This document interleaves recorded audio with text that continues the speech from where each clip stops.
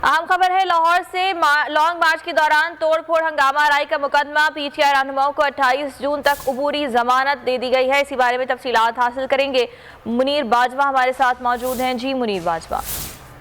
जी बिल्कुल, लाहौर की दहशतगर्दी अदालत ने तहरीक इंसाफ के रहनुमाओं की 25 मई लॉन्ग मार्च के केस में बाटी गेट में दर्ज मुकदमा में दहशतगर्दी की दफात शामिल करने के बाद अदालत से रुजू किया गया, जिस पर अदालत ने तहरीक इंसाफ के मुख्तलिफ रहनुमाओं की अबूरी जमानतें मंजूर कर ली हैं और 28 जून तक पुलिस को इन्हें गिरफ्तार करने से रोक दिया है। अदालत के रूबरू तहरीक इंसाफ के जो रहनुमा थे उनकी जानब से बुरहान मज़हब मलक एडवोकेट पेश हुए और उन्होंने मौक़िफ़ इख्तियार किया कि पुलिस ने तहरीक इंसाफ के रहनुमाओं को बाटी गेट के अंदर और इस मुकदमा में दहशतगर्दी की दफात भी शामिल की गई हैं।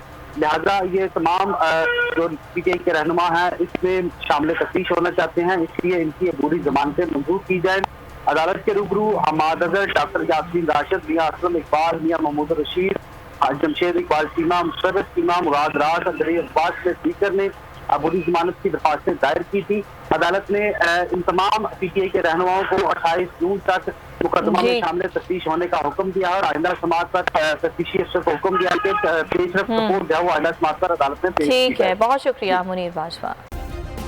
सब्सक्राइब करें और बेल दबाएं ताकि कोई खबर रह न जाए।